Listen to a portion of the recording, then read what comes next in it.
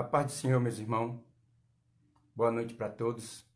Mais uma noite, Deus colocou no meu coração de trazer em breves minutos, poucos minutos, uma palavra que muitos escutam, muitos já até viu em vários lugares, mas porém não guardam no vosso coração, que é sobre o casamento. Quando um padre ou um pastor está celebrando uma cerimônia de casamento, a maioria do povo está preocupado ou de ver o vestido da noiva, ou mesmo de ver o final, que é a festa, o bolo e as comidas.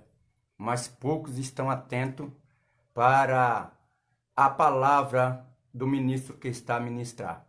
E nessa noite, pelo que está acontecendo em todo o mundo, principalmente aqui no Brasil, de estar muitos casais confinados dentro de uma casa, com os filhos, perdendo às vezes até a paciência e, por que não dizer, a paciência de conviver junto um com o outro. Casamento é uma coisa muito séria. Muitas pessoas chegam até a dizer ou afirmar que vai procurar alguém que possa conviver. Eu, porém, já digo ao contrário. Era melhor a gente procurar alguém não que possa conviver, mas que a gente possa ver que não pode viver sem ela ou sem ele.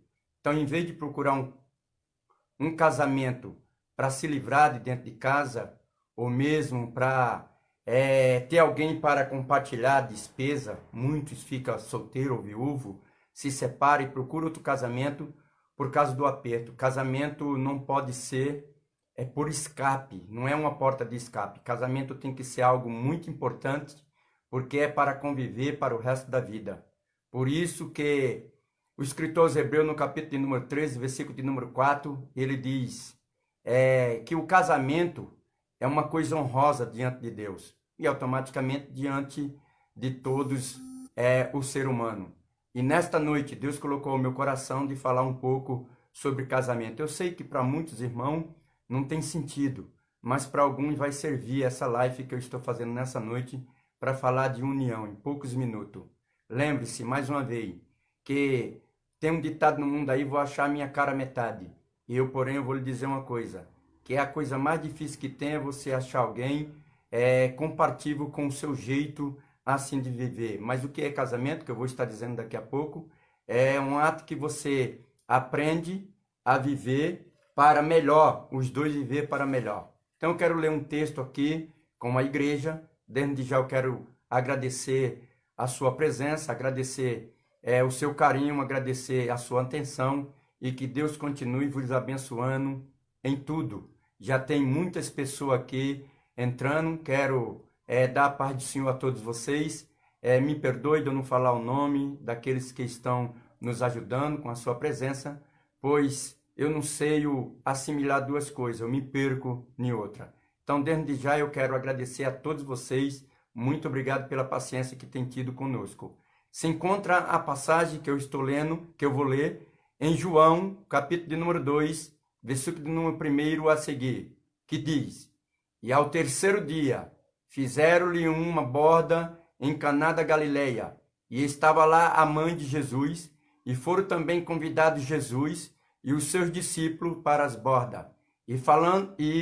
Faltando o vinho, a mãe de Jesus disse-lhe: Não tem vinho. Disse-lhe Jesus: Mulher, que tenho eu contigo? Ainda não é chegado a minha hora. Sua mãe disse-lhe aos empregados: Fazei tudo quanto eles vos disser. Rapidamente eu quero estar aqui destacando esses versículos que eu li, que o primeiro milagre de Jesus não foi uma transformação, não foi um milagre, não foi um ato de que o povo tanto procura nas igrejas, ser curado, ou mesmo riqueza, nem nada. O primeiro milagre que Jesus assim o fez foi uma transformação. Uma transformação de quê? De água e vinho. A primeira coisa que um casal precisa aprender é ele se transformar. Se transformar como, pastor Claudenor? Lembrar que o homem, lá em a Bíblia nos diz, lá em Gênesis, capítulo número 2 e 24, capítulo número 2, versículo número 24, deixará, portanto, o homem, pai e mãe, e se unirá à sua mulher, e os dois serão uma só carne. Que transformação é essa? Que o primeiro milagre que Jesus Cristo fez não foi uma cura, não foi uma riqueza que deu, mas foi uma transformação. Por que precisamos? Quando nós somos solteiros, nós temos a atitude de solteiro. Quando casamos, precisamos esquecer as atitudes de solteiro e assim viver uma vida conjugal, mudar de vida. Eu disse nesse instante aqui, o versículo de número 2 de Gênesis 2. Portanto, o homem o que significa? Maturidade. Ele não é mais uma criança, ele não é mais um menino. Como diz a Bíblia, portanto o homem deixará pai e mãe e se unirá à sua mulher e os dois serão uma só carne. Então diz, portanto o homem, já maturidade, uma pessoa que tem consciência do que deve fazer, deixará. Deixar é mudança, é uma transformação. Eu tenho que deixar meus atos de solteiro e viver agora uma vida conjugal, uma vida de casado. Deixará o quê? Seu pai e sua mãe, um modelo de família. Ele deixou o pai e a mãe um modelo de família. Você pode estar pensando aqui, mas meu pai e minha mãe não foi um modelo de família. Você gostava que ele era da maneira que era? Então você tem que ser totalmente diferente. Você tem que mudar o seu comportamento. Tem que ser um comportamento bom, comportamento delicado. Portanto, deixará o homem pai e mãe, ou seja, modelo de família, e se unirá, nova família, se uniu, nova família. A sua mulher, o que é a mulher? Um cumprimento na vida do ser humano, do ser humano, o homem. Lembra que Deus escreveu lá em Gênesis 1:18, não é bom que o homem esteja só. Eu vou fazer uma disjuntura para ele, para que esteja como diante dele. O homem sozinho ele não consegue fazer nada. O homem sozinho ele não consegue se comportar, ele não consegue. Se tem um que consegue, a maioria não consegue fazer o que deve fazer. Você do outro lado deve até estar questionando essa mensagem. Mas a própria Bíblia diz que deixará o homem, pai e mãe, e se unirá à sua mulher, um cumprimento de vida, uma disjuntora, uma ajudadora para ele. Então, ou seja, a mulher é algo muito importante na vida do homem. Salomão, quando escreve Provérbios, capítulo de número 18, versículo de número 22, ele diz que quem acha uma mulher, acha uma coisa boa e aumenta as bênçãos do Senhor. Salmo de número 19, 14, ele diz, casa e fazenda são herança do pai, mas do Senhor é uma mulher, e uma mulher prudente. Porque uma mulher louca, uma mulher alvoroçada, a Bíblia diz que só destrói a sua casa. A mulher tem que ser um comportamento de humildade também para com seu marido.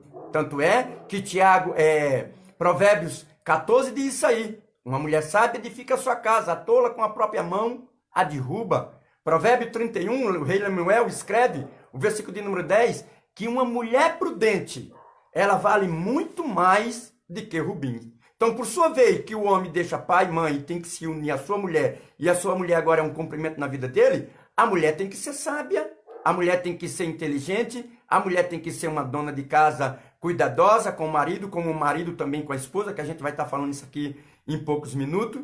Então, deixará o homem, pai e mãe, se unirá à sua mulher, ou seja, um cumprimento, né, na sua vida.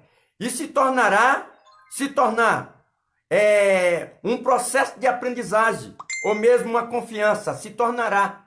Tem que ter um convívio sadio, tem que ter confiança, tem que ser um processo de aprendizagem, porque casamento, o que é casamento? O ajustamento. Muitos andam dizendo que os 5 primeiros anos é o pior dia do seu casamento. Eu, porém, lhe digo, eu vejo muitos casais se separando aí com 30 anos, com 50 anos, com 60 anos. Então não importa o tempo. Se nos 5 primeiros anos, onde ainda está aquele amor, tal, se separou, e com 30 anos se não vigiar e dizer, cansei de você. Eu louvo a Deus porque tenho 35 anos de casado e confesso a vocês em plenas redes sociais, eu não sei viver sem minha esposa. Outra coisa eu digo, eu sou pior de que... O que eu posso dizer assim? De que criança atrás da mãe. Ou seja, minha mulher é muita coisa para a minha vida. Até o meu step é arriado por ela. Então eu quero lhe dizer para você nessa noite, se você tem, não importa a quantidade de anos de casado que você tem, mas ame a sua esposa. A esposa ama o seu marido. Os dois agora são uma só carne. E Paulo, quando escreve em Efésios 5:29, ele diz: quem é que não alimenta a sua própria carne? Quem é que quer o mal para a sua própria carne? Se eu amo a minha esposa, se ela é agora minha carne, eu sou carne dela, eu tenho que cuidar bem dela e ela cuidar bem de mim. Pastor, o senhor já errou alguma vez? Muitas vezes, muitas vezes. Alguém anda dizendo que procura sua cara metade. Eu quero dizer que eu e minha esposa tem poucas coisas em comum, mas nós temos o importante em comum. Amamos um ao outro, somos crentes no Senhor, temos filho para cuidar e nós fizemos um voto, que até que a morte nos separe, ou até a igreja ser arrebatada. Então, eu tenho até uma brincadeira de dizer com a minha esposa: Vera, você pode ir embora o dia que você quiser de casa, porém, você só tem que levar a minha pessoa junto. Você levando a minha pessoa junto, tá tudo bom. Então, nesta noite eu quero dizer, ainda completando o versículo de número 24 de Gênesis 2:24, se unirá a sua mulher e serão uma só carne, ou seja, intimidade entre dois. Deixará o homem pai e mãe, se unirá à sua mulher e os dois serão uma só carne. A gente lê o texto aqui de João, capítulo de número 2 de João, versículo de número 1. E ao terceiro dia fizeram-lhe uma boda em Caná da Galileia e estava ali a mãe de Jesus. E foram também convidados Jesus e os seus discípulos.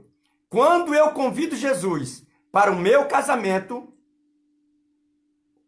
tudo se torna melhor. Jesus foi convidado para esse casamento. E eu quero perguntar para você nessa noite: você tem convidado Jesus para o seu casamento? Jesus no nosso casamento. Pode acontecer o que for, pode vir tempestade, pode vir o que for, mas o amor nunca vai se apagar. O amor nunca vai se acabar. Lembro que Salomão escreveu em Cantares, capítulo de número 8, versículo de número 6, põe-me como zelo sobre o teu coração, como zelo sobre os teus braços, porque o amor é forte como a morte e duro como a sepultura. O ciúme é suas brasas de fogo e labareda do Senhor. Há muitas águas, não pode apagar esse amor, nem os rios afogá-lo. Ainda que alguém desse toda a fazenda de sua casa por este amor, certamente não o desprezaria. Olha, irmão, o amor é tão importante que quando Salomão começou a elogiar a sunamita, isso está no capítulo de número 1 de Cantares, quando chega no capítulo de número 2, a sunamita, ela percebe que ela é inferior a Salomão. E ela diz para Salomão: olha, eu sou simplesmente uma rosa de Saron.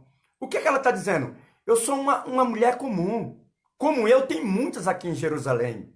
Aí Salomão olha para ela e diz: mesmo assim você é a mais bela entre os espinhos.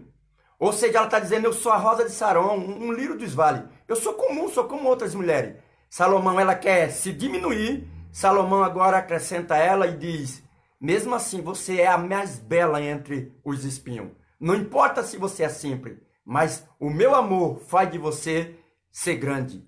O amor, meu querido irmão, Paulo escreve em 1 Coríntios, capítulo de número 12, o versículo de número 31, quando o povo está brigando, para procurar os melhores dons. Cada um quer ser alguma coisa. Aí Paulo diz, no versículo de número 31, portanto, procurai com zelo os melhores dons, e eu te mostrarei um mais excelente ainda. Aí vem o capítulo de número 13 de 1 Coríntios, ele diz: ainda que eu falasse a língua dos homens e dos anjos, e não tivesse amor, seria como um metal que soa, como um sino que tine. Versículo de número 5, ele diz: o amor não se porta com indecência, não busca o seu próprio interesse, não se irrita, não suspeita com mal, mas folga com justiça, mas folga com a verdade. Tudo sofre, tudo crê, tudo espera, tudo suporta. Isso é o amor. Mas para a pessoa ter isso, tem que Jesus estar no casamento. Senão, é como eu disse no início. Quantas pessoas procuram um casamento porque não aguenta mais os pais? Não, eu preciso sair de casa. Casamento não é assim. Outro eu disse no início que diz: eu vou procurar alguém que eu possa conviver. eu já digo ao contrário. Procure alguém que você possa, que você tenha certeza que não consegue viver sem ela. Ela é um cumprimento da sua carne, é um cumprimento da sua vida. E por isso eu digo para você nessa noite, quantos casais estão agora confinados e estão dizendo, não suporto mais você? Tem até uma piadinha no WhatsApp aí. Gente, eu não aguento essa quarentena, minha mulher é tal coisa, meu marido é tal coisa, meus filhos não aguentam mais. Mas lembramos que nós casamos, foi para procriar, para ter filho. Lembra Gênesis 1:28? Crescer e multiplicar e encher a terra. E para isso nós temos que ter a nossa esposa. Você, esposa, tem que ter o seu marido. E como conviver com Jesus Cristo no meio? O casamento das bordas de Caná da Galileia foi convidado Jesus para estar dentro do casamento. Quando Jesus está no casamento, pode faltar tudo, mas não falta o amor, porque Jesus está presente. E aqui nesse casamento, diz a Bíblia que faltou vinho. Vinho o quê? Sinônimo de alegria, sinônimo de prosperidade, sinônimo de fartura. Faltou o vinho.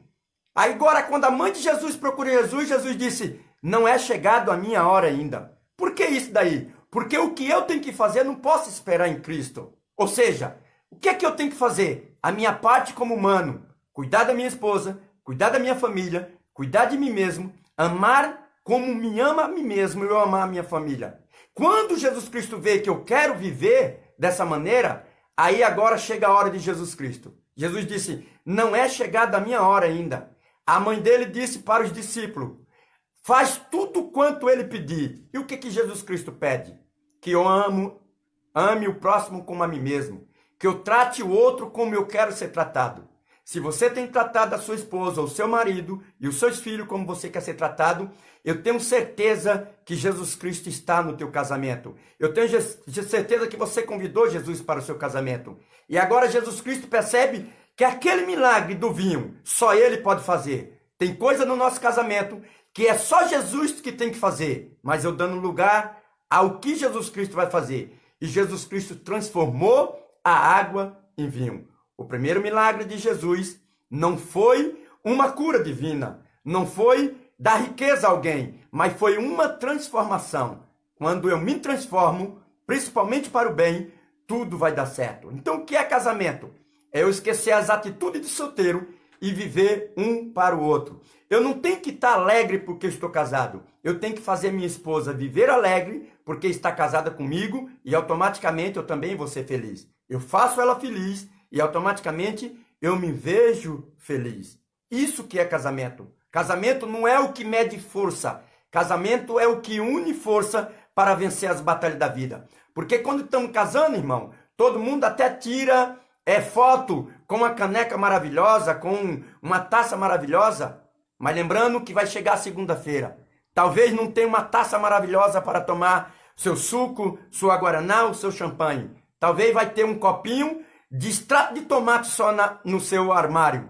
Talvez você não tenha tudo de bom na segunda-feira, mas você tem a sua companheira, você tem o seu companheiro, você tem o seu lar agora, mudança de vida, você mudou. Agora você tem um para com o outro. E coisa maravilhosa é ter paz dentro de casa, o lugar de descanso. Se você não tiver com paz, agora, nesse momento, como que está o seu lar? Está perturbado, está sufocado. Por quê? Porque não está tendo paz. E Jesus Cristo morreu para que eu tenha paz e paz também com a minha família. Família é a segunda coisa que Deus deixou na terra. A primeira é amar Ele sobre todas as coisas e depois a família. Família é um plano de Deus. Eu disse nesse instante aqui, Hebreus 13:4. Honroso diante de Deus é um casamento. Então, casamento é uma coisa muito séria. Por quê? Porque é um projeto de Deus para a humanidade. Deus me deixou para administrar a terra. Isso está em Gênesis. Para mim, administrar a terra. E essa administração é administrar a minha família, o meu lar, a minha casa, todos juntos, ajudando um ao outro. Nessa hora, não meça força. Une a sua força para que você possa vencer esse dia mal. Você, sua esposa e seus filhos, tira um tempinho para falar de Jesus Cristo. Esqueça um pouquinho, às vezes, do celular. Compartilhe. Alguém, em forma de brincadeira, me disse hoje, eu não tenho mais nem assunto para conversar com a minha esposa mais. Eu vou terminar contando o que eu fiz de errado no casamento porque não tenho mais conversa. É assim. Muitos casais não têm mais argumento um com o outro. Muitos casais não tem mais um argumento. Aqui em casa eu quero te dizer uma coisa. Quando minha esposa some perto de mim, eu falo, onde você está? Aí agora na hora do WhatsApp, procura a tela, até pelo WhatsApp. Ô minha linda, aonde você está? Vem para cá. Então faça isso. Viva em paz com a sua família. Ame um ao outro. Cuide um do outro. Casamento não é o que olha um para o outro. É aonde os dois olham para o mesmo lugar. E qual que é o mesmo lugar? A vitória. E a vitória é certa na tua vida, no teu casamento, na tua casa, em nome do Senhor Jesus. Poucos minutos eu quero dizer isso. Quem sabe outro dia eu estarei falando algo mais prolongado. Mas para não ficar cansativo, poucos minutos eu quero te dizer. Quero estar fazendo oração pela tua casa, pela tua família. Que o Senhor abra as janelas do céu sobre o teu casamento. Abençoe o teu casamento. E lembre, casamento, primeiro, mudança de hábito, mudança de vida. Viver um para com o outro. Unir as suas forças. Os dois vencer junto. Um cuidar um do outro. Que Deus vos abençoe. A paz do Senhor para todos. Quero estar orando por você e alguns pedidos de oração que está aqui. Pai querido, Deus maravilhoso, eterno Pai, sobre a tua presença, meu Pai querido, eu te peço, entra, Senhor maravilhoso, na casa, no lar, Senhor querido, de todos esses agora, meu Pai celestial, que está escutando essa palavra, Senhor. Pai eterno, Deus de todo poder, o abençoa, o fortifica, quebra todos os laços, meu Pai celestial. Entra com providência na vida do teu servo, meu Pai querido. Une, meu Pai querido. Cura, Senhor querido, sara as feridas. Aquele, Senhor querido, que está nessa hora aflito um com o outro. Pai eterno, eu te peço nesta noite, quebra todos os laços do inimigo, porque a família foi tu que constituísse, e eu declaro agora vitória, vitória para todos, em nome de Jesus Cristo. Deus abençoe a todos, a paz do Senhor. Que o Senhor faça resplandecer o seu rosto sobre ti e tenha misericórdia de ti. Que o Senhor sobre ti levante o seu rosto e te dê a paz. Pai do Senhor a todos.